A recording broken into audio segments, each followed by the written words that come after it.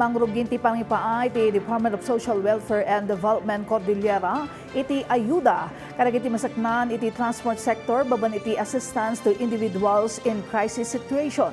Umuna, amay payan dagiti tricycle driver ijay Kalinga. Ada detalye ni Jessel Kate Lapisar.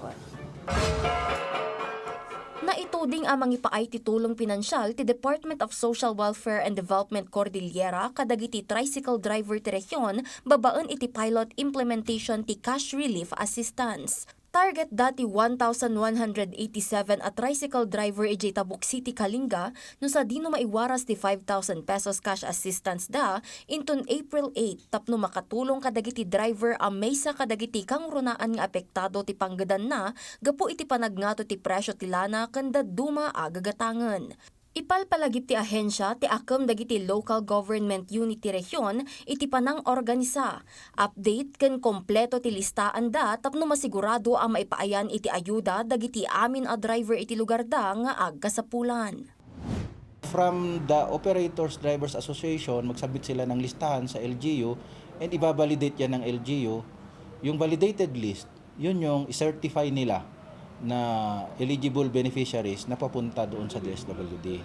So doon mag-uumpisa pa lang ang deduplication na gagawin natin to ensure na walang mag-uulit. Kinunanamat a kasapulan ang makikoordinar dagiti driver iti operator da ken iti LGU tapno mailista tinaganda. Para mat kadagiti mangala ti cash assistance da, kasapulan laeng nga itugot da ti valid driver's license da.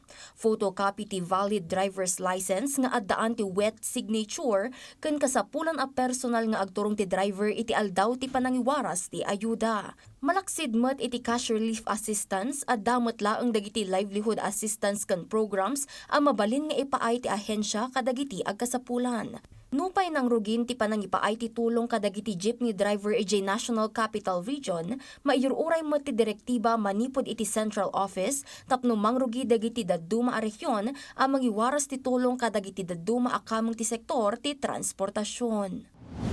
So andito ang DSWD na handang umagapay, umalalay sa pangangailangan ng ating mga beneficiaryo. Hintayin lang natin yung schedule. Meantime, siguro mag-update na tayo ng listahan sa ating mga asosasyon natin. So dapat tingnan na nila sa ngayon pa lang para pag nagkaroon tayo ng schedule, mas mabilis na yung magiging processing natin. Jezreel Kate Lapizar para iti Pambansang TV, iti Baro, a Pilipinas.